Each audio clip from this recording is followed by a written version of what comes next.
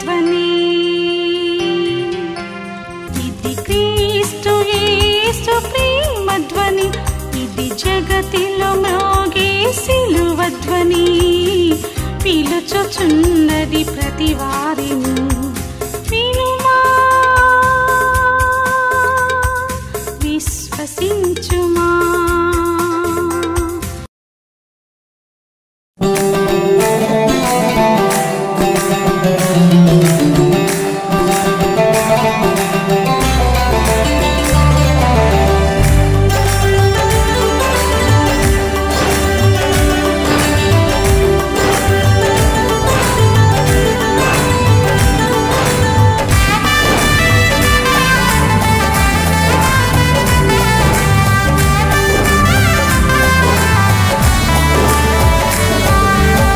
నాదంటూ లోకాన ఏది లేదయ్యా, ఒకవేళ ఉందంటే నీవిచ్చినదే ప్రభువా. నీదే నీదే నాకంతా నీదే, నీదే నీదే బ్రతుకంతా నీదే. నాదంటూ లోకాన ఏది లేదయ్యా, ఒకవేళ ఉందంటే నీవిచ్చినదే ప్రభువా.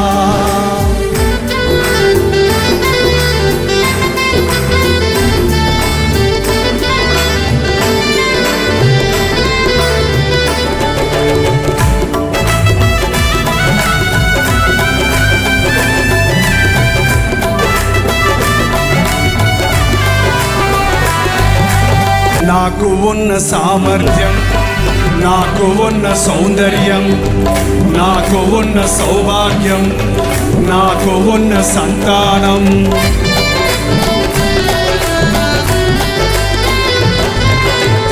నాకు ఉన్న సామర్థ్యం, నాకు ఉన్న సౌందర్యం, నాకు ఉన్న సౌభాగ్యం, నాకు ఉన్న సంతానం, అనుభవించే ఆరోగ్యం, ఆరగించే ఆహారం, అనుభవించే ఆరోగ్యం, అనుభవించే ఆహారం కేవలం నీదేనయ్యా, కేవలం నీదేనయ్యా, కేవలం నీదేనయ్యా.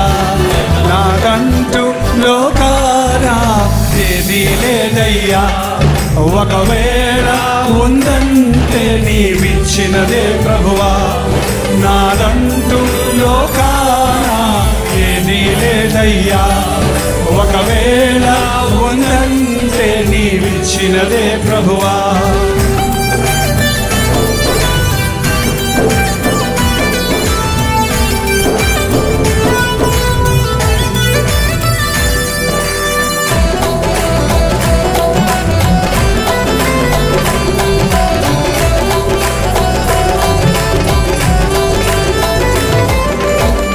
నాకు ఉన్న ఈ బలం, నాకు ఉన్న ఈ పొలం, తాగుచున్న ఈ జలం, నిలువనీడ ఈ గృహం,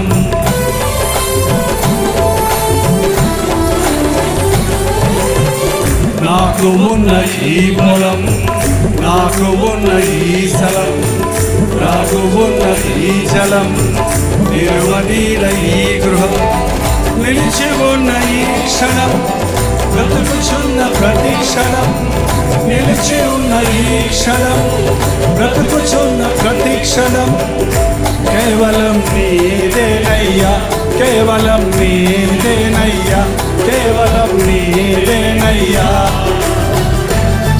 నాదంటూ లోకాన ఏది లేదయ్యా, ఒకవేళ ఉందంటే నీవిచ్చినదే ప్రభువా. నాదంటూ లోకాన ఏది లేదయ్యా, ఒకవేళ ఉందంటే నీవిచ్చినదే ప్రభువా.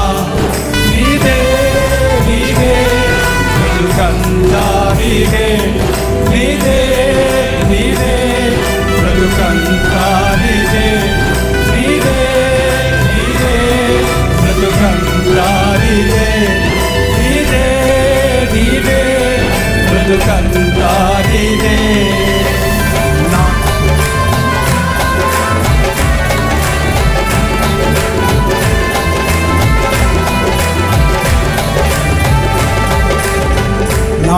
ఉన్న ఈ బలం, నాకు ఉన్న ఈ పొలం, తాగుచున్న ఈ జలం, నిలువ నీడ ఈ గృహం,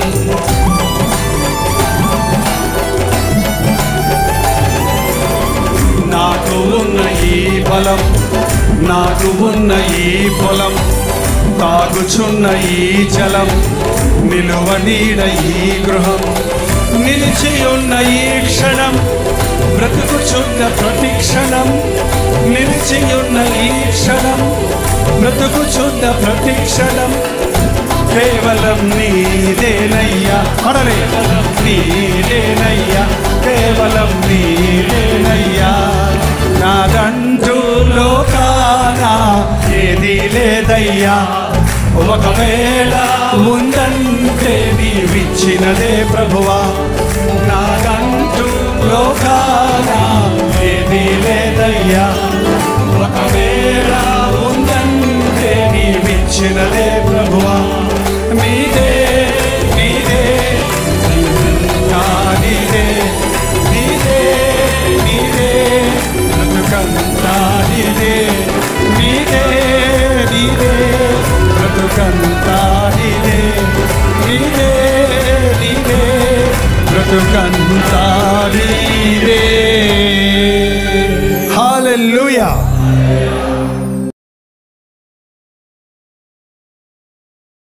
యెషయా గ్రంథం 55వ అధ్యాయం మొదటి వచనం దగ్గర చదువుకుందామండి. దప్పిగొనిన వారలారా నీళ్ల యొద్దకు రండి, రూకలు లేని వారులారా మీరు వచ్చి కొని భోజనము చేయుడి. రండి, రూకలు లేకపోయినను ఏమీ నీయకయే ద్రాక్షరసమును పాలను కొనుడి. ఆహారము కాని దాని కొరకు మీరేలా రూకలిచ్చెదరు? సంతుష్టి కలుగజేయని దాని కొరకు మీ కష్టార్జితాన్ని ఎందుకు వ్యయపరిచెదరు? నా మాట జాగ్రత్తగా ఆలకించి మంచి పదార్థం భుజించుడి. మీ ప్రాణము సారమైన దాని యందు సుఖింపనీయుడి. చెవియొగ్గి నా యొద్దకు రండి, మీరు వినిన ఎడల మీరు బ్రతుకుదురు. నేను నీతో నిత్య నిబంధన చేసేదను, దావీదునకు చూపిన శాశ్వతమైన కృపను మీకు చూపెదను. తప్పిగొనిన వారలారా నీళ్ల యొద్దకు రండి, ఆకలిగొనిన వారలారా వచ్చి ఆహారాన్ని కొనుక్కోనండి. ఒక్కొక్కసారి మనం ఆలోచన చేస్తానండి, ఈ లోకంలో మనం ఇప్పటికీ ఎన్ని లీటర్ల నీళ్లు తాగుంటామో, కానీ మళ్ళీ దాహం అవుతూనే ఉంటుంది. ఎన్ని బస్తాల బియ్యం తినుంటామో తినమా? మన ఆంధ్ర వాళ్ళకి అన్నం లేకపోతే అసలుదే కదగా. ఏంటండి, రాశిలాగా ఉండాలి పళ్ళలో అన్నం.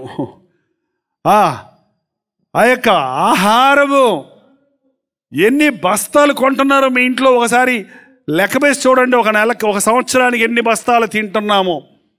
ఇన్ని బస్తాలు తిన్నాక, ఇన్ని గ్యాలన్ల నీళ్లు తాగాక మళ్ళీ ఆకలే, మళ్ళీ దాహమే. ఈ రోజుల్లో ఎన్ని వస్త్రాలు కొంటున్నారో, బియ్యం బస్తాల కంటే వస్త్రాలు ఎక్కువ కొంటున్నారు. ఇంతకుముందు అండి క్రిస్మస్ అప్పుడు, జనవరి పండగ అప్పుడు, లేకపోతే ఏవో పండగలు వస్తాయి కదా మన దేశంలో, బోల్డ్ పండగలు. కొన్ని పండగలకి, సంక్రాంతికి బట్టలు కొనేవాళ్ళు. కానీ ఇప్పుడు ఎప్పుడు పడితే అప్పుడు డిస్కౌంట్ అంటే చాలు ఎగబడటం, కొంటాం. కొని ఇంటి నిండా పెట్టుకుంటారు. మంచి చీర కట్టుకో బయలుదేరదాం అంటే ఏం చీర కట్టుకోవాలి అంటారు. ఏం చీర అంటే అన్ని చీరలు ఉన్నాయి కదా, దానికి మ్యాచింగులు లేవు. ఆ చీర చిరిగిపోయింది, ఈ డ్రెస్ బిర్ర అయిపోయింది. ఇప్పుడు చీరలు కట్టరు కదా. ఇప్పుడు ఆంధ్ర వాళ్ళు కూడా చీరలు కట్టేది మానేశారు. చుడేదారులా ఏంటంటే ఎన్ని రకాల వస్త్రాలు, ఎన్ని రకాల ఆభరణాలు, ఎంత అలంకరణం. కోడికూర తినేవాళ్ళు ఇంతకుముందు. ఆ కోడి పట్టుకొని ఎన్ని కూరలో, చికెన్ 65, 75, 85, 95, చికెన్ ఫ్రై, వేపుడు, పులుసు, ఇగురు. హోరే రే పాపం ఆ చికెన్ ఏడుస్తుందట, నన్ను పట్టుకొని ఎన్ని చిత్రహింసలు చేస్తున్నారు ఈ మానవుడు. ఏమండి, మానవుడు ఏదో ఒకటి తినేవాడు ఇంతకుముందు, అట్టగాదు ఇప్పుడు. దాన్ని ఏంటంటో చేసి ఇటాలియన్, చైనీసు, ఏంటంటే ఇతర దేశాల్లో ఉన్న ఫుడ్లన్నీ, ఫ్యాక్టరీలన్నీ, కంపెనీలన్నీ మన దేశంలో వచ్చేసాయి. తింటూనే ఉన్నాడు జనుడు, తాగుతూనే ఉన్నారు, కొంటూనే ఉన్నారు. ఎప్పుడు చూసినా లేదు లేదు లేదు అంటూనే ఉన్నారు. చూడండి, ఒక్కసారి పొద్దు నుంచి సాయంత్రంలోగా మీ నోట్లో నుంచి ఎన్నిసార్లు లేదు అనే మాట వస్తుందో లెక్క పెట్టుకొని చూడండి. బాగోలేదు అని ఎన్నిసార్లు అంటారో చూడండి. నాకేమీ లేదు అని ఎన్నిసార్లు అంటారో చూడండి. నాకేమొచ్చింది అని ఎన్నిసార్లు అంటారో చూడండి. ఏం లాభం అని ఎన్నిసార్లు అంటారో చూడండి. నాకు అన్నీ ఉన్నాయి, నాకు సంతోషంగా ఉంది, నాకు తృప్తి ఉంది, నాకే కొదువు లేదు, నాకు సంతృప్తి ఉంది, నాకు అన్ని దేవుడు ఇచ్చాడు, అబ్బా కడుపు నిండా ఆనందం తిన్నాను, అబ్బా కంటి నిద్రపోయాను, అబ్బా నేను ఎంత హాయిగా ఉన్నాను, అయ్యా హల్లెలూయా స్తుతి మహిమ అని ఎంతమంది అంటారు. ఏం బతుకు, ఎందుకు వచ్చిన బతుకు, మళ్ళీ తెల్లారిందా, మళ్ళీ డ్యూటీకి పోవాలా, మళ్ళీ వంట వండాలా, మళ్ళీ గిన్నెలు కడగాడా, మళ్ళీ గ్యాస్ అయిపోయింది, మళ్ళీ పొయ్యి అయిపోయింది, మళ్ళీ రేషన్ అయిపోయింది, మళ్ళీ అది పోయింది, మళ్ళీ పరిగెత్తు పరిగెత్తు పరిగెత్తు అట్రా ఇదిగో బ్యాంకులు ఇక్కడ అది రేషన్ కార్డు, ఆధార్ కార్డు, పొద్దున్న లేచిన కాడి చేద్దాం కంగారు కంగారు కంగారు ఇటు పరిగెడతారు. స్కూల్ టైం అయిపోయింది, పిల్లడు కట్టి పెట్టి ఆడికి బడ్డ చిన్న పిల్లోడికి ఇంతలా బస్తాలా అంటే బ్యాగ్ పెడతారు వెనకాల, ఎక్కరా నడవరా చదవరా, ఏంట్రా చదివేది అక్కడాడు. ఏంటండి ప్రపంచం ఎటుపోతుందో చూడండి. ఏంటేంటో సంపాదించుకుందామని ప్రయత్నిస్తున్నాడు, ఏదేదో సాధిద్దామనుకుంటున్నాడు, ఏదేదో తెద్దామనుకుంటున్నాడు, ఏదేదో కొనుక్కుందామనుకుంటున్నాడు, ఏదేదో అలంకరణ చేసుకుందామనుకుంటున్నాడు. అన్నీ అయిన తర్వాత చివరికి చతికిలబడిపోయి విసిగిపోయి బాధతో నిద్ర మాత్రం వేసుకుంటే కానీ నిద్ర రాదంటండి పాపం. సారాయి తాగేవాడికేమో సారాయి తాకపోతే నిద్ర రాదు, సారాయి అలవాటు లేనివాడికేమో ఏదో ఒకటి వేసుకొని నిద్రపోవాలంట. కొంతమంది మ్యూజిక్ పెట్టుకుంటే కానీ నిద్ర రాదంట, సుత్తి కొట్టినట్టు నెత్తి మీద అప్పుడు వస్తుందంట నిద్ర. ఏంటండి, మానవుణ్ణి దేవుడు ఎంత అద్భుతంగా సృష్టించాడు. మానవుణ్ణి లోకమంతటిని ఏలమని సమృద్ధైన ఆహారాన్ని ఇచ్చి, సమీకృతమైన ఆహారాన్ని ఇచ్చి, ఆ వృక్ష ఫలాలను తినండి. మా పాత ఆదాము హవ్వలండి శాకాహారులు వారు. ఈ పొరపాటున దేవుడు వేరే పరిస్థితి లేక ఆ నోవహు జలప్రళయం అప్పుడు చెట్లన్నీ ఎండిపోయినాయి కాబట్టి వాళ్ళు ఓడలో నుండి బయటకు వచ్చినప్పుడు ఇక తినటానికి వారికి తిండి లేదు కాబట్టి వాళ్ళు ఒక పర్మిషన్ ఇచ్చాడు, మీరు ఈ జంతువుల్ని తినొచ్చు కానీ రక్తమంతా వలకబోసి దాన్ని మీరు తినండి అని అన్నాడు. చూడండి, ఇంకప్పటి నుంచి ఇప్పుడు దాకా మనుషుడికి వెజిటేరియనా నాన్ వెజిటేరియనా అది నోటికి ఎంత గట్టిగా ఉంటే కానీ దిగదంట. ఏంటంటే ఎన్ని రకాల ఆహారాలు తింటున్నా మనుషుడికి తృప్తి లేదు. లోకంలో మనుషుడు సర్వాన్ని పోగొట్టుకున్నాడు, తన గురి పోగొట్టుకున్నాడు, తన విధిని పోగొట్టుకున్నాడు, తను చేయవలసినవి చేయటం మర్చిపోయాడు, తనను సృష్టించిన సృష్టికర్త కూడా ఉన్నాడన్న సంగతి మర్చిపోయాడు, తాను సృష్టించుకున్న వాటిని ఆరాధిస్తున్నాడు, సృష్టిని పూజిస్తున్నాడు. మనుషుడు తన జీవితమును వ్యర్థపరుచుకుంటున్నాడు. దేవుడు ఆకాశం నుండి కేకేస్తున్నాడు, రండి రండి రండి, నేను సృష్టికర్తని, నేను నా రూపంలో నా ఆకారంలో మిమ్మల్ని సృష్టించాను, నా యొద్దకు రండి అని ఆలాపిస్తున్నాడు. ఆయన పిలుస్తున్నాడు. పాత నిబంధనలో తన ప్రవక్తల ద్వారా, తన సేవకుల ద్వారా తప్పిపోయిన మానవ జాతిని తిరిగి రండి, ఇశ్రాయేలు తిరిగిరా, భ్రష్టులైన బిడ్డలారా తిరిగి రండి అని పిలుస్తూనే ఉన్నాడండి. కానీ మానవుడు తప్పిపోయి ఉన్నాడు, హృదయంలో తప్పిపోయి ఉన్నాడు. దేవునిని తన ఇష్టానుసారంగా ఆరాధిద్దామంటున్నాడే కానీ దేవుని పథకాన్ని ఎరగనివాడిగా ఉన్నాడు, తన జీవితంలో తృప్తి లేనివాడిగా ఉన్నాడు. కాబట్టి దేవుడు పిలుస్తున్నాడు, దప్పికొనిన వారలారా నీళ్ల యొద్దకు రండి. దాహం దాహం దాహం అనేవాడికి కేజీ బంగారం తీసుకెళ్ళి తిను తిను తీసుకో అంటే వాడు కేజీ బంగారం తీసుకుంటే వాడి దాహం తీరుతుందా? వాడికి కావాల్సింది ఏంటండి? గుక్కెడు నీళ్ళు.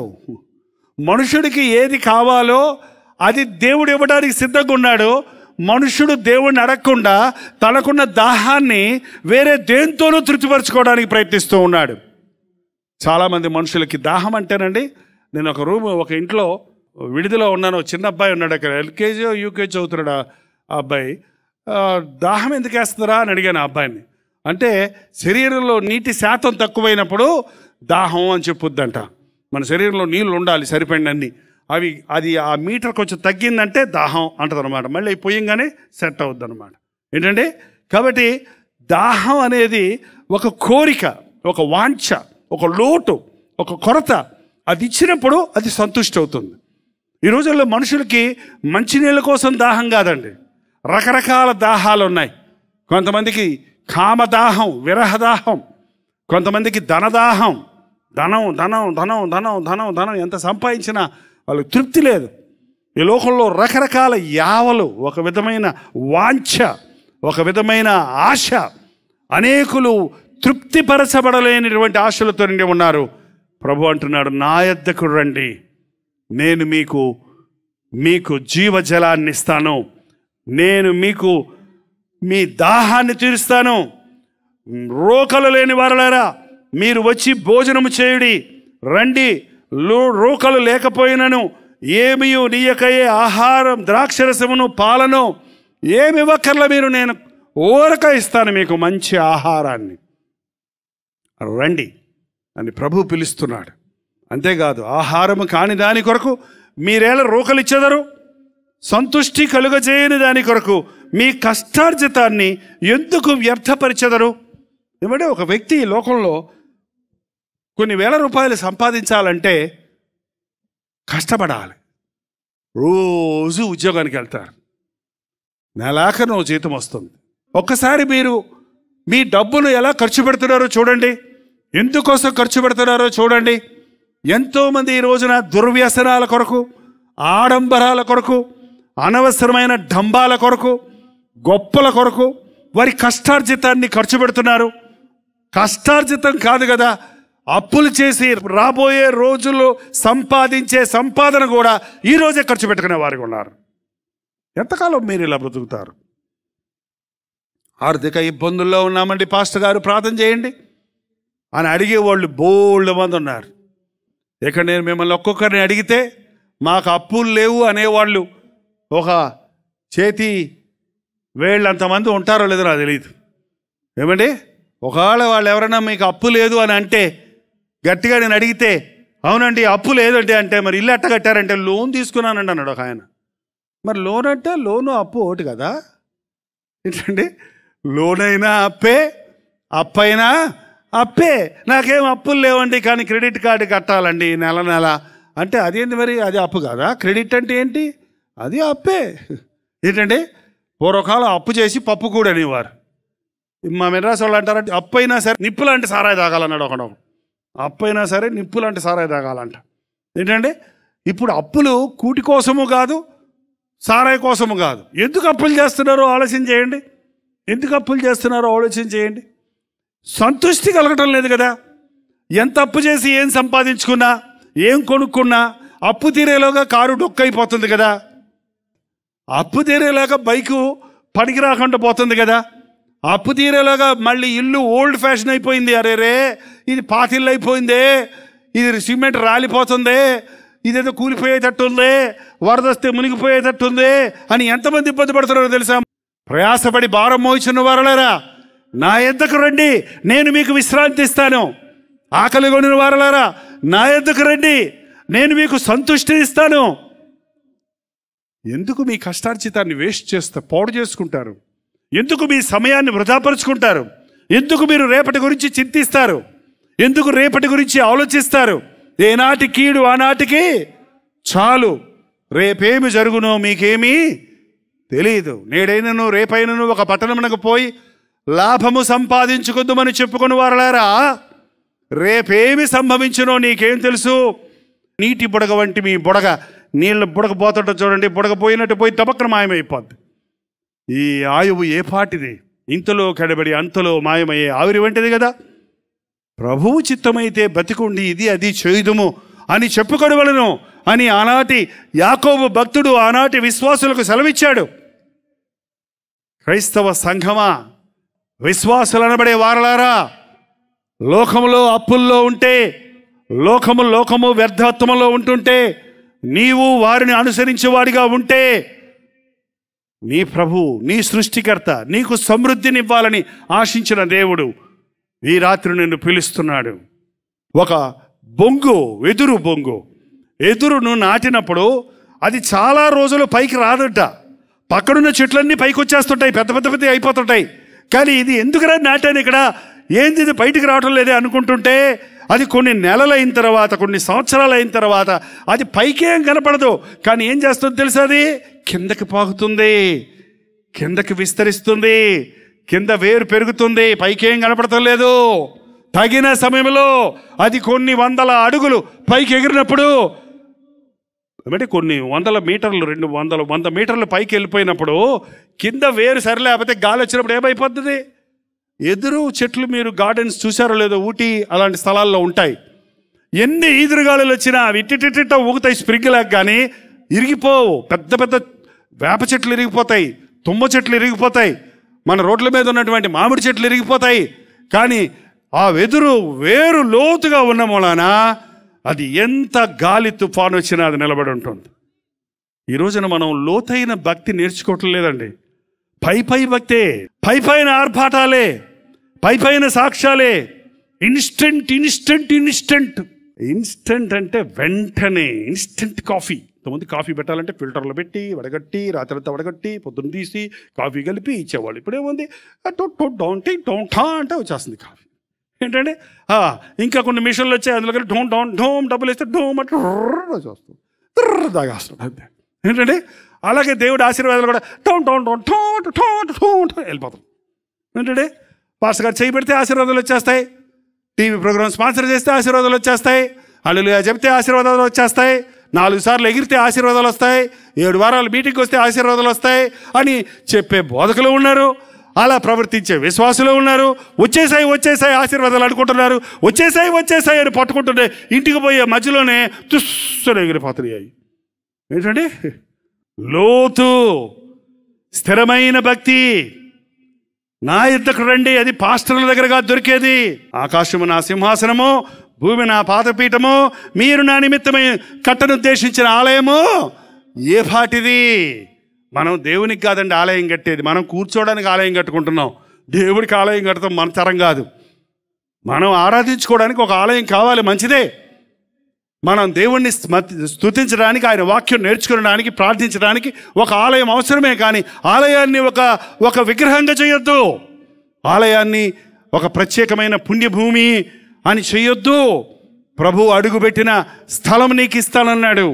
ఈ రోజున అనేకులు ప్రభు దగ్గరకు రావటం లేదండి.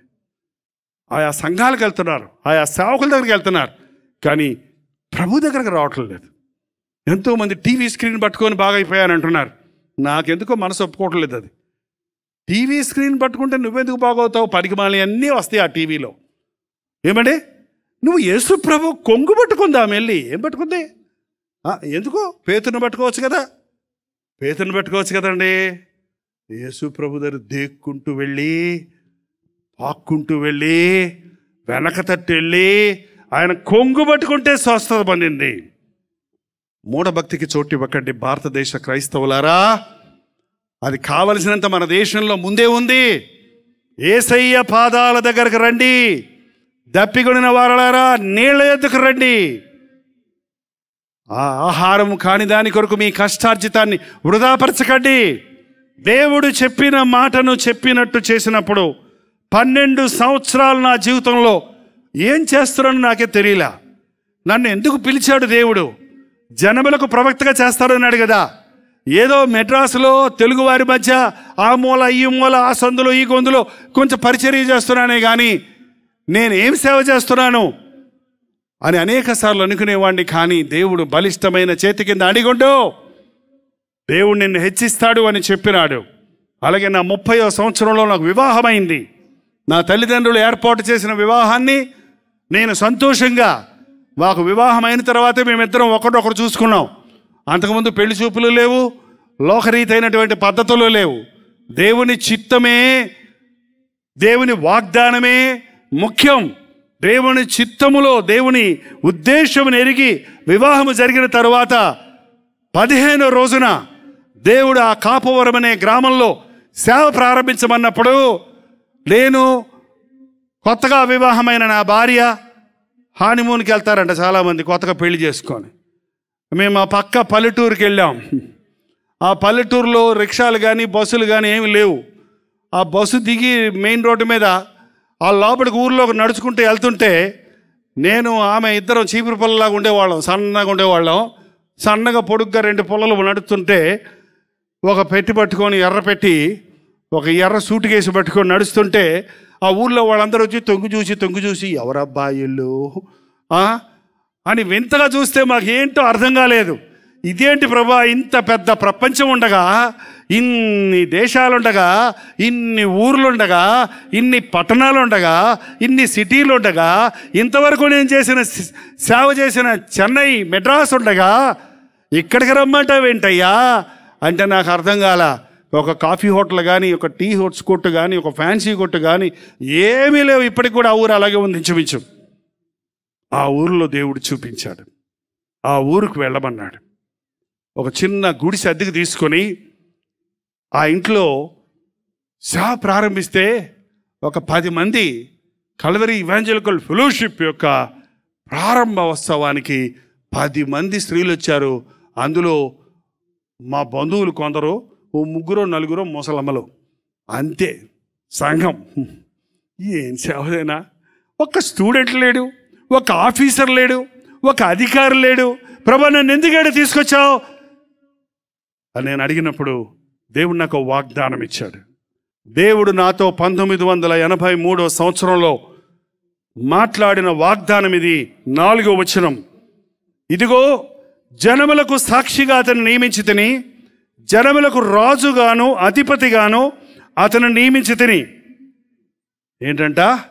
జనములకు సాక్షిగా నియమించి తిని, జనములకు రాజుగాను అధిపతిగాను నియమించి తిని. రాజ్యం లేని రాజు అట్టుంటాడు. అధికారం జలాయిస్తానికి ఎవరు ఉంటే కదా అధిపతి అవుతాడు.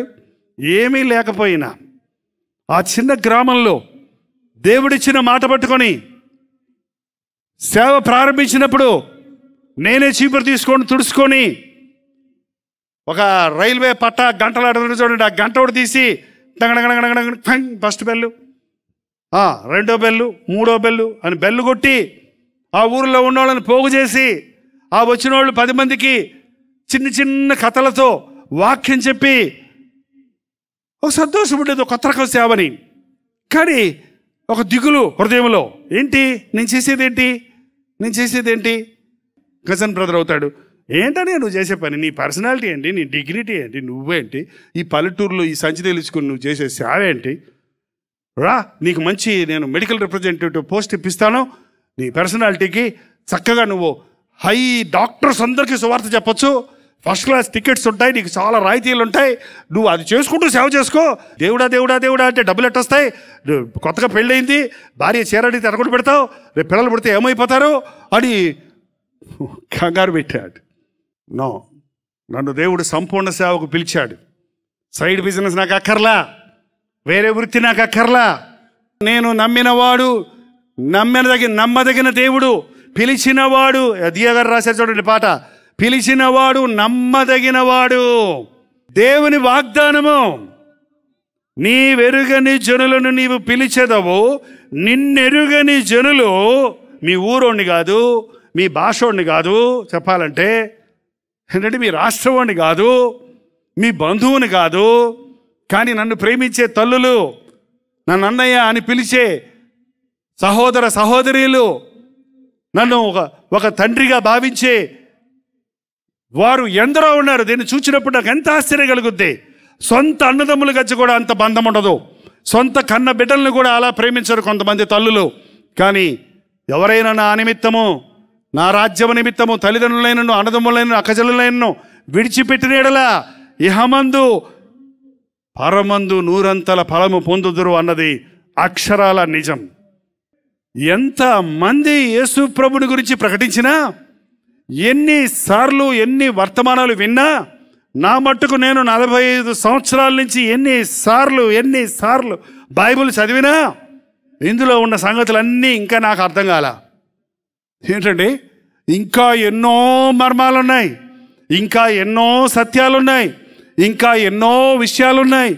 ఆయా సందర్భాల్లో ఆయా అవసరతను బట్టి పరిశుద్ధాత్ముడు ఆ వాక్యాన్ని వివరిస్తున్నాడు తప్ప సంపూర్ణంగా మనం ఎవరు గ్రహించలేము. ఎందుకు క్రైస్తవ మీటింగులకు వచ్చేది? తెలిసిన దేవుణ్ణి, నాకు అంతా తెలిసి యేసుప్రభు గురించి అని చెప్పినప్పుడు ఎందుకు రావడం ఇక్కడికి? ఇంకా ఎరగాలి. పౌలు అన్నాడు, నేను ఇంకా ఆయన పునరుద్ధానపు శక్తిని ఎరగాలని ప్రయాసపడుతున్నాను. చూడండి, ఫిలిప్పీయులకు రాసిన పత్రిక 3వ అధ్యాయం 10వ వచనము. ఏ విధము చేతనైనను మృతులలో నుండి నాకు పునరుద్ధానము కలగవలెనని ఆయన మరణం విషయంలో సమానుభవం కలవాడనై ఆయనను ఆయన పునరుద్ధాన బలమును ఎరుగు నిమిత్తము ఆయన శ్రమలలో పాలివాడునగుట ఎట్టిదో ఎరుగు నిమిత్తము సమస్తము నష్టపరుచుకొని వాటిని పెంటతో సమానముగా ఎంచుకొని, ఇదివరకే గెలిచిననైనను ఇదివరకే సంపూర్ణ సిద్ధి పొందిననైనను నేను అనుకుంటలేదు, కానీ నేను దేని నిమిత్తమై క్రీస్తు యేసు చేత పట్టబడితేనో దానిని పట్టుకున్న వల్లని పరుగెత్తుతున్నాను. సహోదరులారా, నేను ఇదివరకే పట్టుకొని ఉన్నానని తలంచుకొనను, అయితే ఒకటి చేయుచున్నాను, వెనుకున్న వాటిని మరిచి ముందున్న వాటి కొరకు వేగిరపడుచున్నాను. యేసుక్రీస్తునందు దేవుని ఉన్నతమైన పిలుపునకు కలుగు బహుమానమును పొందవల్లని గురి యొద్దకే పరుగెత్తుచున్నాను. ఇంకా యేసయ్యను ఎరగాలి. నాకు యేసు ప్రభుని గురించి అంతా తెలుసు అనకండి. నేను ఈ లోకంలో గొప్ప విశ్వాసిని అనుకొనకండి. మీకంటే గొప్ప విశ్వాసులు ఉన్నారు, మీకంటే గొప్ప ప్రార్థనాపరులు ఉన్నారు, మీకంటే గొప్ప త్యాగం చేసేవారు ఉన్నారు, మీకంటే ఎక్కువ దేవుని చేతుల్లో వాడబడేవారు ఉన్నారు. ఆనాడు ఏలియా అన్నాడు, నేను ఒక్కడే నీ కొరకు వైరాగ్యం కలిగి ఉన్నాను అని. కాదు, నీకంటే బోల్డ్ మంది ఉన్నారు వైరాగ్యం కలిగిన వారు, విగ్రహాలకు మొక్కని వారు అని ప్రభు జ్ఞాపకం చేయాల్సి వచ్చింది. ఈ రాత్రి నేను యేసయ్యను తెలుసుకోవాలి. ఆయన ప్రేమ ఎంత పొడుగో, ఎంత ఎత్తో, ఎంత వెడల్పో విశ్వాసులమైన మనందరం కలిసి పరిశీలించాలని బైబిల్ చెప్తుంది. ఎవడు మట్టుకాడు నా యేసయ్య ఇది, నా యేసయ్య ఇది, నా యేసయ్య ఇది అని గుంపులు తయారవుతున్నారు ఏంటండి? యేసు ప్రభు ప్రేమను మనందరం కలిసి కొలిసి ముగించలేము. ఆయన ప్రేమ నా జీవితంలో చేసిన కార్యాలు, నీ జీవితంలో చేసిన కార్యాలు, వారి జీవితంలో చేసిన కార్యాలు, వీరి జీవితంలో చేసిన కార్యాలు, ఆయన నీ కొరకు కలిగి ఉన్న ప్రణాళిక, నా కొరకు కలిగి ఉన్న ప్రణాళిక, అవి ఎరగటమే అతి ప్రాముఖ్యమైంది. క్రీస్తును ఎరిగిన వాడు తన స్థితిని తాను ఎరుగుతాడు. తన స్థితిని తాను ఎరిగిన వాడు క్రీస్తులోని గొప్పతనాన్ని గుర్తిస్తాడు. ఓ క్రైస్తవులారా, విశ్వాసులు అనబడిన వారలారా, మీరు క్రీస్తుని ఎరుగుదురా? ఆయన్ని ఎరుగు నిమిత్తము, ఆయన్ని శాంతిపరుచు నిమిత్తము రావాలి. జైపాలను చూడటానికి కాదు ఇక్కడ వచ్చేది మీరు. ఎందుకంటే యేసు ప్రభుతో శాంతిపరుచుకోవాలంట. మనం ఏమవ్వాలి? సమాధాన పడాలి. దేవుణ్ణి దుఃఖపరిచిన విషయాలునే నీ బ్రతుకులో, దేవుణ్ణి విసిగించిన విషయాలునే నీ బ్రతుకులో, దేవుని బిడ్డనని చెప్పుకుంటూనే అనేక సార్లు తప్పిపోతున్నావు, అనేక సార్లు జారిపోతున్నావు, అనేక సార్లు బొంకుతున్నావు, అనేక విషయాల్లో పరిశుద్ధపరచబడలేదు, విడుదల పొందలేదు, మనశ్శాంతి లేదు, సమాధానం లేదు, తప్పిపోయావు, జారిపోయావు, పడిపోయావు, మీటింగులకు వస్తున్నావు, పోతున్నావు, బతుకుతూనే ఉన్నావు, భక్తి మార్గంలో ఉన్నాను అనుకుంటున్నావు. కాదు, ఇలాంటి సభలకు వచ్చినప్పుడు నువ్వు దేవునితో సమాధాన పడాలి.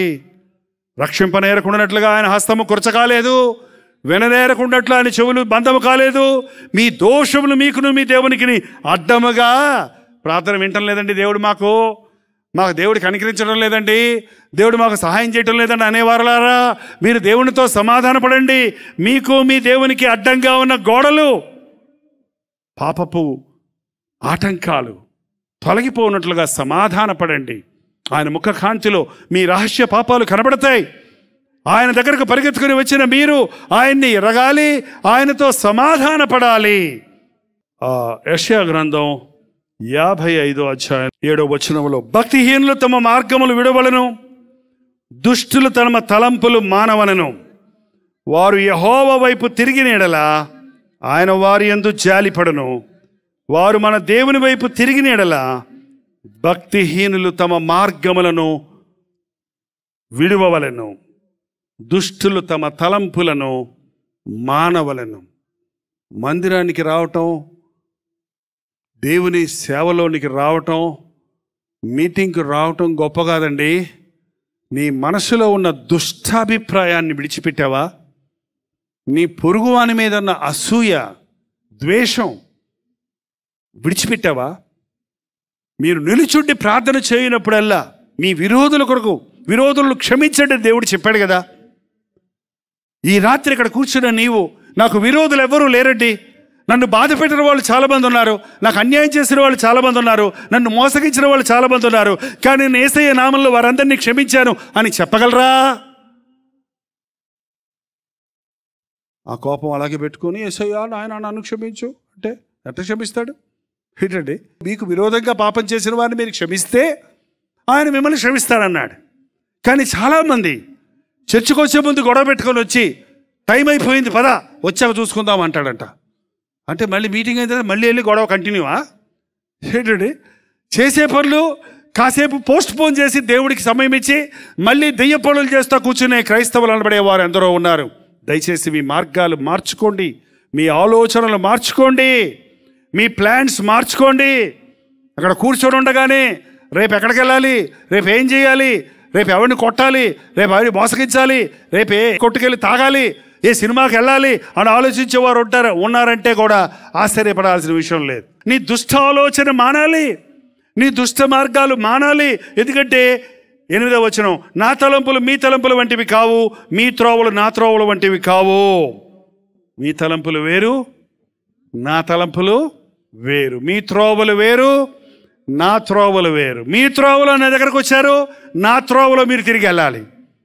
మీ తలంపులతో నా దగ్గరకు వచ్చారు, నా తలంపులతో నింపబడి మీరు వెళ్ళాలి. వచ్చిన వారు తలంపులు, చెడ్డ తలంపులు విడిచిపెట్టి, చెడ్డ మార్గాలు విడిచిపెట్టి దేవునితో సమాధానపడి, వారి ఆకలి తీరి, వారి దాహం తీరి, వారు సంతృష్టి కలిగి, వారు దేవునితో సమాధానపడి, వారు దేవుని ఆశీర్వాదాలతో తిరిగి వెళ్ళటం నిజమైన క్రైస్తవ భక్తి.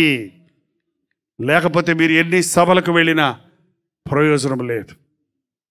మన తలంపులు వేరు.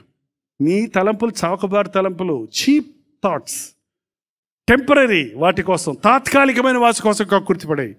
నాకు నీ పట్ల గొప్ప తలంపులు ఉన్నాయి, నిన్ను ఇశ్రాయేలు జనాంగానికి నేను రాజుని చేయాలనుకుంటున్నాను. మన తలంపులు విడిచిపెడితేనే దేవుని తలంపులు తెలుసుకుంటామండి. నేను యాక్టర్ అవ్వాలనుకున్నాను, మా నాన్న డాక్టర్ అవ్వాలనుకున్నాడు. ఓ జ్యోతిష్కుడి దగ్గరికి వెళ్ళి యాక్టర్ని అవుతానా డాక్టర్ని అవుతానని చేయి చూపించి అడిగా. మార్మన్స్ పొందకముందు, ఇప్పుడు కాదులేండి. అడిగాక అదిగా యాక్టర్ అవుతావు అనగానే ఇంకా ఆ రోజు నుంచి పుస్తకాలు పక్కన పెట్టి ఏంటంటే సినిమాలకు ట్రై చేశాను. అప్పుడు మేకప్ టెస్టులకు వెళ్ళాను. ఆ గోతులో పడుంటే ఈ పాటికి ఒక పనికిమాలిన యాక్టర్ ఎంతమంది యవనస్తులను ఏం చేస్తాడు చెప్పండి? ఎంతమంది యవనస్తులు సినిమాలు చూసి ఈ రోజున పాడైపోతున్నారు?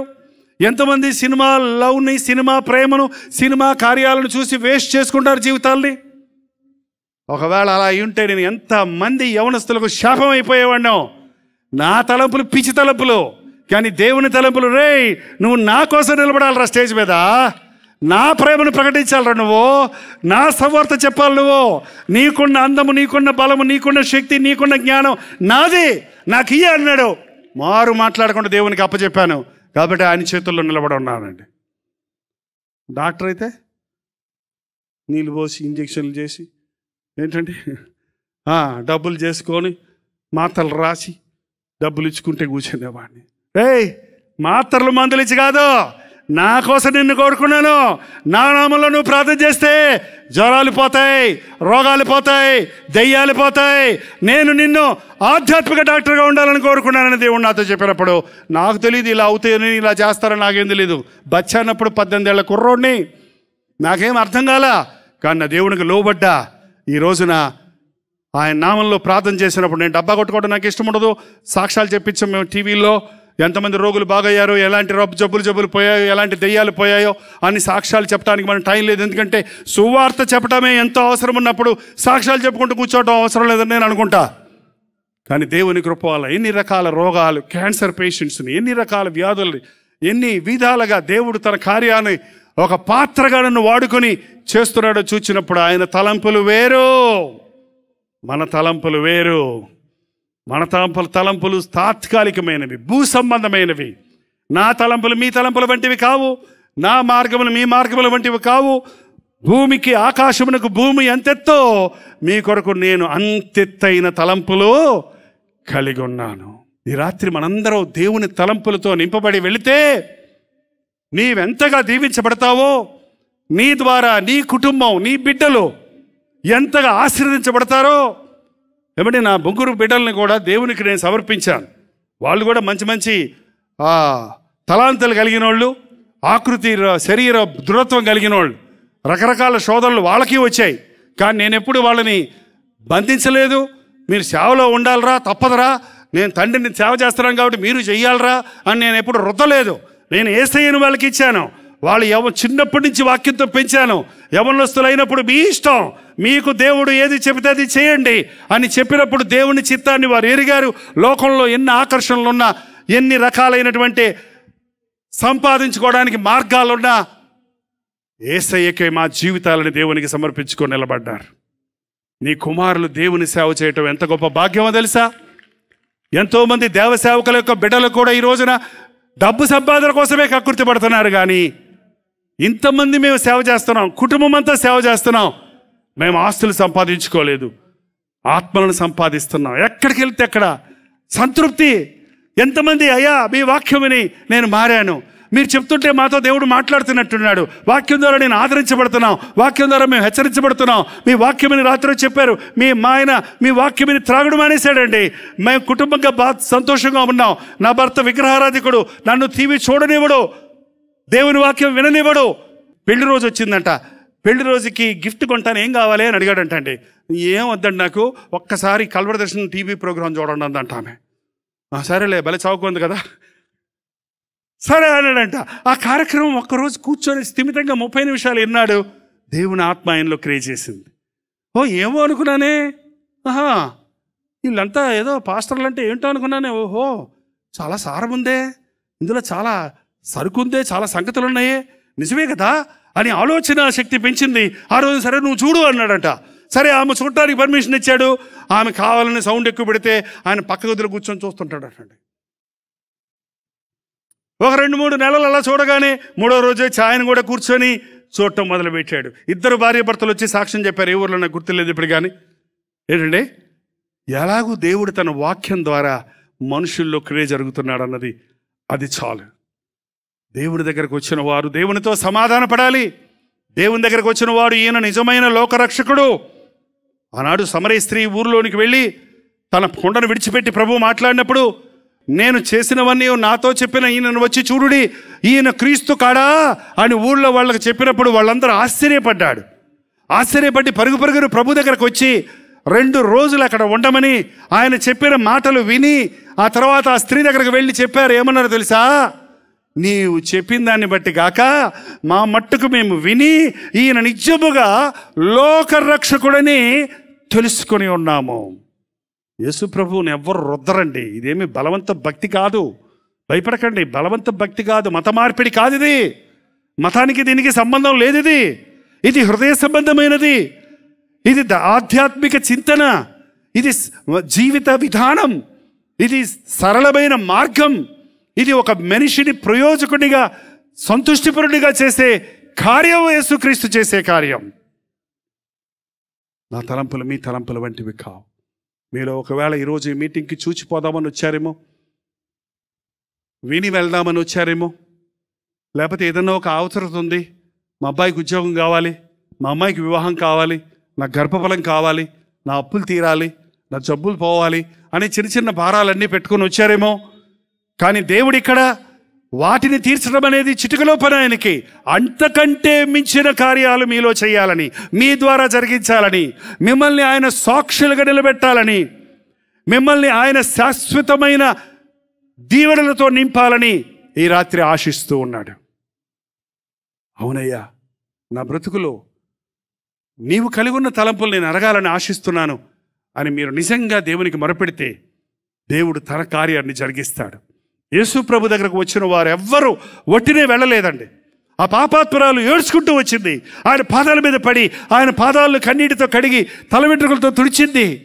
పక్కన వాళ్ళందరూ అసహించుకుంటున్నారు, ఛీ ఈమె పాపాత్మురాలు అని. కానీ ఆమె పశ్చాత్తాపంతో ప్రభువును ప్రేమతో ఆయన పాదాలు ముద్దు పెట్టుకున్నప్పుడు ప్రభు అన్నాడమ్మా, నీ పాపములు క్షమించబడి ఉన్నవి, సమాధానము గల దానివై వెళ్ళు. ఏడ్చుకుంటూ వచ్చింది, ఎగురుకుంటూ వెళ్ళింది, పాప క్షమాపణ పొంది వెళ్ళింది, పాప జీవితం నుంచి విడుదల పొంది వెళ్ళింది. యేసు ప్రభు దగ్గరికి వచ్చిన వారు ఊరకనే వెళ్ళరండి. ఒకవేళ మీరు ఊరకనే వచ్చిన వాళ్ళు వచ్చినట్టుగా వెళ్ళిపోతున్నారంటే మీరు దేవునికి మీరు సమర్పించుకోలేదు, మీ హృదయాన్ని తెరవలేదు, మీరు దేవునికి మొరపెట్టలేదు, మీరు దేవుని చిత్తాన్ని ఎరగలేదు అన్నమాట. ఇక్కడ ఉన్న ఒక్కొక్కరు మళ్ళీ చెప్తున్నానండి, నా మాటలు కావివి, దేవుడు నీతో చెప్పమంటున్నాడు. నీవు దేవుని దృష్టిలో చాలా విలువైన వ్యక్తివి. నా తలంపులు వేరు, నీ తలంపుల్లో నువ్వు వెళ్ళిపోతున్నావు యవ్వనస్తుడా. నా తలంపులకు తెలియజేయాలనుకుంటున్నాను, రా నా దగ్గరికి. ఎంతకాలం అసంతృప్తితో ఉంటావు, ఎంతకాలం ఉద్యోగం లేకుండా ఉంటావు, ఎంతకాలం పని లేదంటూ ఉంటావు, ఎంతకాలం సంతానం లేదంటూ ఉంటావు, ఎంతకాలం నా బ్రతుకులో సమాధానం లేదంటావు, ఎంతకాలం నా జీవితాలు అభివృద్ధి లేదంటావు. నీ కొరకు నేను గొప్ప తలంపులు కలిగి ఉన్నాను. నీ సొంత తలంపుల్లో నువ్వు వెళ్తున్నావు కాబట్టి నువ్వు కీడులో ఉన్నావు, నష్టంలో ఉన్నావు. నా తలంపులు ఎరుగు, నా చిత్తాన్ని ఎరుగు, నా మార్గాల్లో రా అని దేవుడు నీతో మాట్లాడాలని ఆశపడుతూ ఉన్నాడు. దేవా, నా కొరకు నీ చిత్తం ఏంటి అని మీరు ఎప్పుడైనా అడిగారా? ప్రభా నన్ను ఏం చేయమంటావు అని ఎప్పుడైనా అడిగారా? ప్రియ సహోదరుడ సహోదరి, మీరు యవనస్తులైనా పెద్దవారైనా వృద్ధులైనా దేవుడు ఈ రోజున మీ కొరకు ఒక గొప్ప తలంపు కలిగి ఉన్నాడని, ఆయన తలంపులు మీరు ఎరగాలని, ఆయన మార్గంలోనికి మీరు రావాలని, మీరు అభివృద్ధి మార్గంలోనికి వెళ్ళాలని, మీరు ఆశీర్వదించబడిన మార్గంలోనికి వెళ్ళాలని, మీరు అనేకులకు మీ చుట్టూ వారికి మేలుకరమైన జీవితాలు జీవించాలని, మీ జీవితంలో మీ అంతరంగంలో సంతృష్టి కలిగిన భక్తి కలిగి ఉండాలని దేవుడు కోరుకుంటూ ఉన్నాడు. నా ఎద్దుకు రండి, నేను దప్పికి తీరుస్తానంటున్నాడు. నా ఎద్దుకు రండి, నేను విశ్రాంతి కలుగు చేస్తానంటున్నాడు. దేవుడు తన కార్యాన్ని జరిగించడానికి ఎల్లప్పుడూ సిద్ధంగా ఉన్నాడు. చివరిగా 12వ వచనాన్ని చదివేసి ముగిద్దాం. మీరు సంతోషముగా బయలు వెళ్ళుదురు, సమాధానము పొంది తోడుకొని పోబడుదురు. మీరు సంతోషముగా బయలు వెళ్ళుదురు, సమాధానము పొంది తోడుకొని వెళ్ళుదురు, తోడుకొని పోవుదురు. ఈ రాత్రి ఈ మాటలు మనందరి పట్ల నెరవేరును గాక. ఎటువంటి సమస్యలతో, ఎటువంటి చిక్కులతో, ఎటువంటి బాధలతో, ఎటువంటి వ్యాధులతో, ఎటువంటి అసహనముతో, ఎటువంటి వేదనతో ఈ స్థలానికి వచ్చున్నారో, ఈ రాత్రి ప్రభువు ఇక్కడ మిమ్మల్ని దర్శించబోతున్నాడు. మనం సంతోషంతో తిరిగి వెళ్ళినట్లుగా, సమాధానంతో నింపబడి వెళ్ళినట్లుగా, మనం వెళ్ళి ఆయన సాక్షులుగా జీవించినట్లుగా పరిశుద్ధాత్ముడు తన కార్యాన్ని జరిగించనై ఉన్నాడు. ఈ ప్రార్థనా సమయంలో దయచేసి ఎవ్వరూ లేవద్దండి, ఎవ్వరూ వెళ్ళొద్దండి.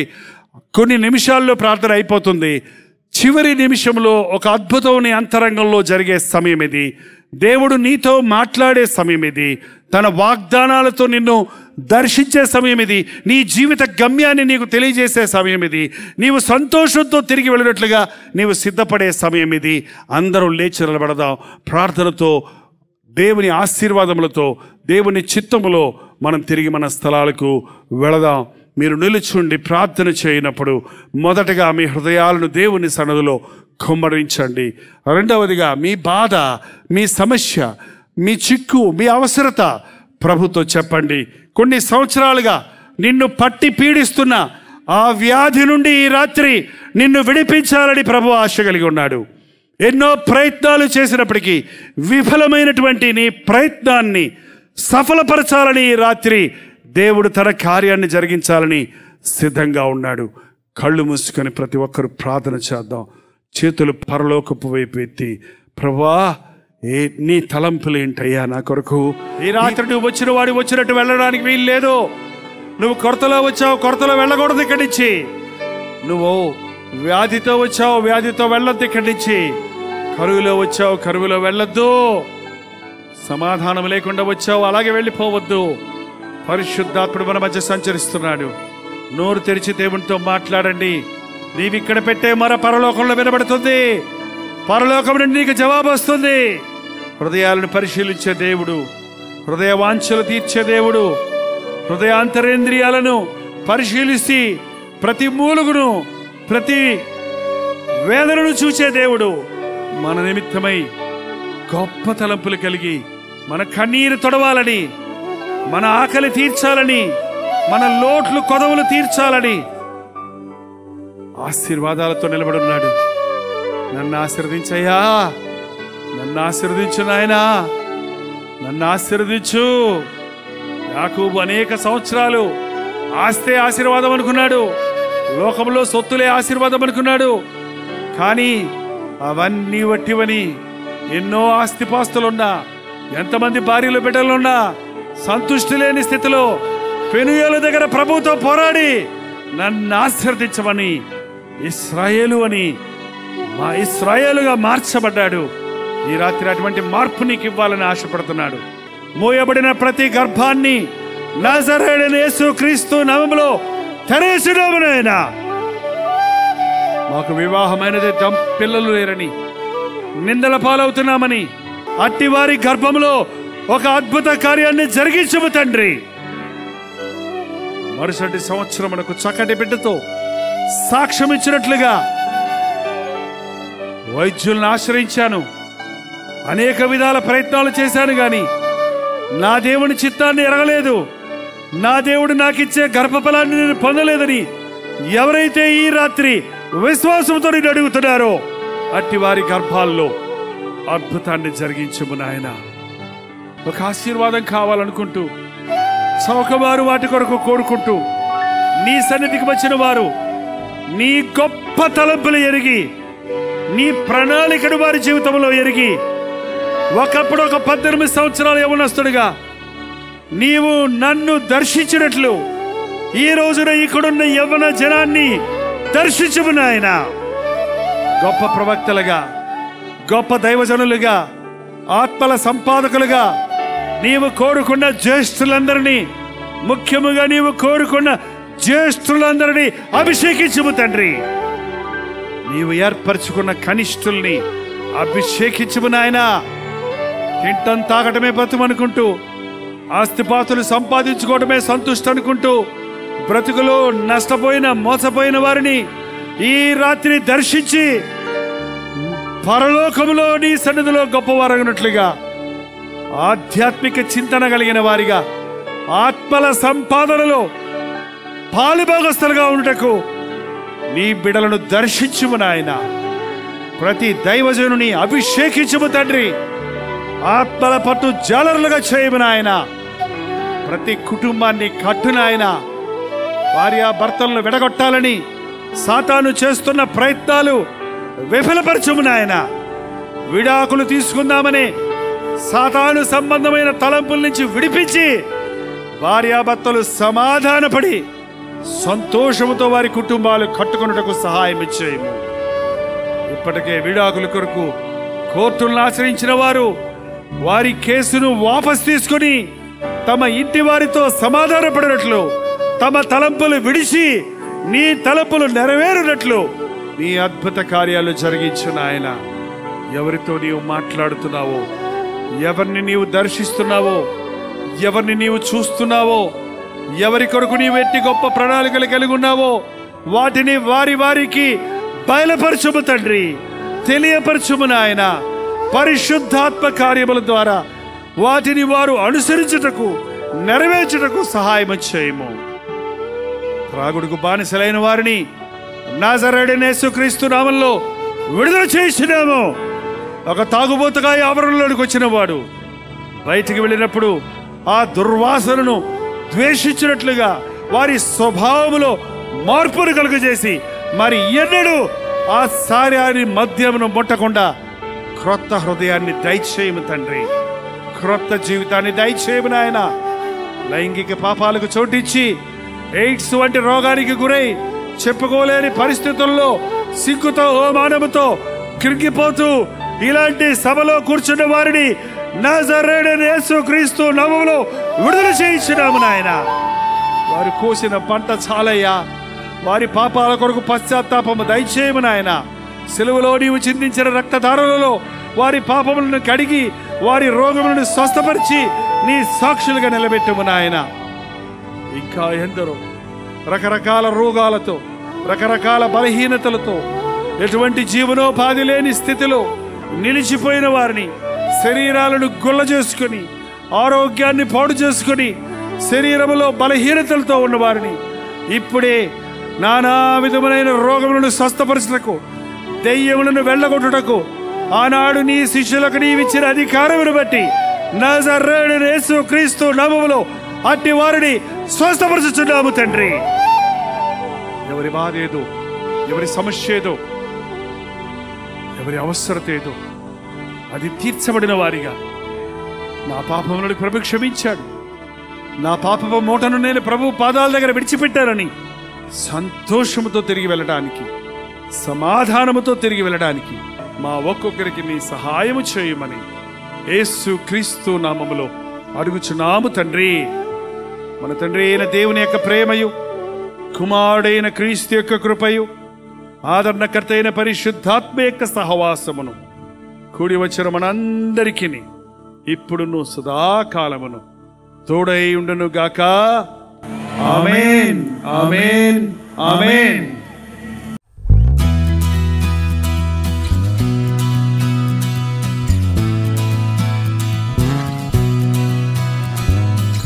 హల్లెలూయా. న్యూఢిల్లీ పరిసర ప్రాంతాల్లో ఉన్న వారికి శుభవార్త. ప్రవచితమైతే ఈ నవంబర్ 12వ తారీఖున YWCA కాన్స్టంటియా హాల్లో 1 డే గెట్ టుగెదర్ను న్యూఢిల్లీలో మీ కొరకు ఏర్పాటు చేస్తున్నాం. మధ్యాహ్నం 2 గంటల నుంచి 6 గంటల వరకు, అలాగే 6 గంటల నుంచి 9 గంటల వరకు జరిగే ఈ 2 సెషన్స్ తెలుగువారు, హిందీ వారు, తమిళ వారు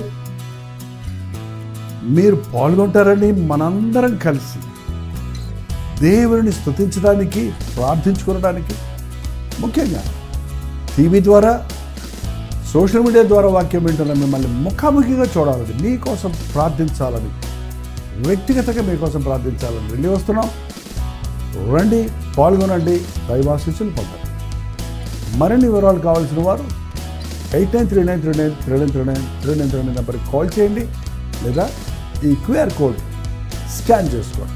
గుర్తుపెట్టుకోండి, నవంబర్ 12వ తారీఖు న్యూఢిల్లీలో YWCA కాన్స్టంటియా హాల్లో, అశోక్ రోడ్లో ఉన్న హాల్లో 1 డే గెట్ టుగెదర్ జరుగుతుంది.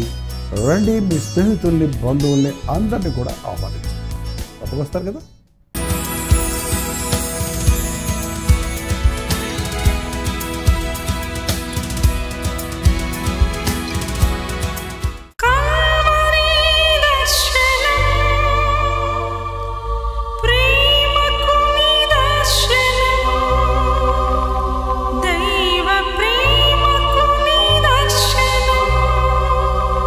తెలుగు, తమిళ, హిందీ, మలయాళం, బెంగాలీ, ఒరియా అనే 6 భాషల్లో టెలివిజన్ ప్రోగ్రామ్స్ కొనసాగుతూనే ఉన్నాయి.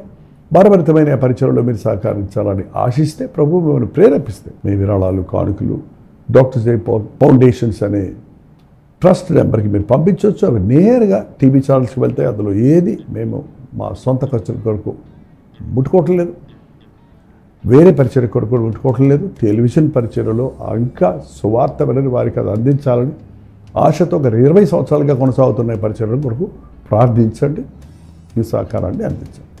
ఈ విషయం మీకు ఇంకా వివరాలు కావాలంటే 89393939 అనే నెంబర్కి మార్నింగ్ 10 నుంచి ఈవినింగ్ 10 లోపల మీరు ఫోన్ చేయండి, వివరాలు మీకు తెలియజేస్తాం.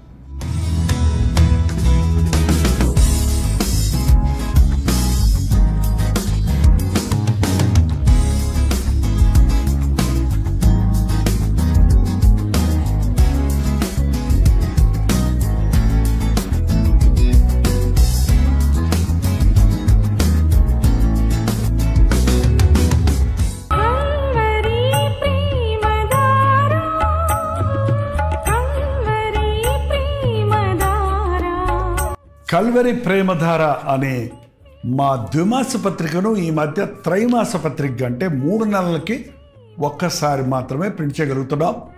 మరి గత 40 సంవత్సరాల పైబడి కొనసాగుతున్న ఈ పత్రికను ఆపు చేయటం ఇష్టం లేక దీన్ని త్రైమాస పత్రికగా మార్చున్నాం. మీరు కల్వరి ప్రేమధార పత్రికను చదువుతున్నారా? ఒక ఉచిత పత్రిక కావాలంటే ఇవాళే మీ పేరు, చిరునామా, అడ్రస్తో పాటు ఇంటి నెంబర్తో పాటు క్లియర్గా పంపించండి. తప్పకుండా ఒక ఉచిత పత్రికను మీకు పంపిస్తాం.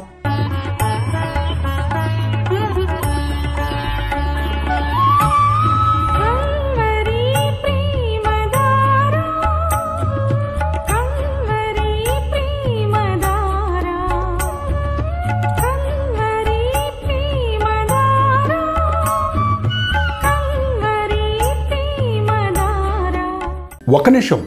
మీ ఆధ్యాత్మిక జీవితాన్ని బలపరిచే అనేక పుస్తకములు, బైబిల్ సంబంధించిన పుస్తకములు, మీ సమస్యలకు పరిష్కారాలు కలుగజేసేవి, మీ ఆధ్యాత్మిక జీవితాన్ని బలపరిచేవి, మీ విశ్వాసమును వృద్ధి చేసేవి, యవనస్తులకు, స్త్రీలకు, పురుషులకు, అలాగే కుటుంబాలకు ఉపయోగకరమైన వర్తమానాలతో నిండిన అనేక పుస్తకములు, ఇంచుమించు 50 పుస్తకములు సిద్ధపరుచున్నాం.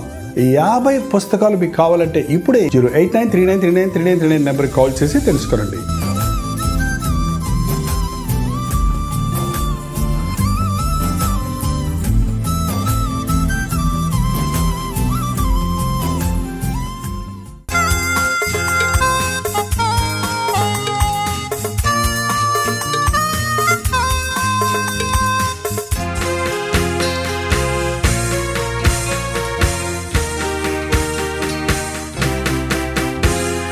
బ్రతుకు భారమై నిరాధారమై నిరాశతో నిండిన వారికి ఇది నిరీక్షణ ధ్వని.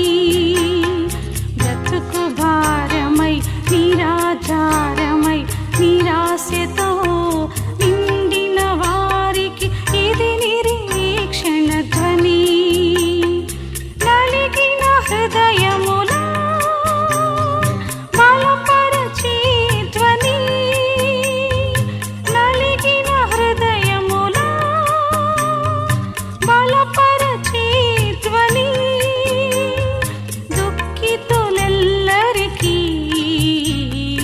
ఇది ఆదరణ ధ్వని. దుఃఖితులెల్లరికీ ఇది ఆదరణ ధ్వని.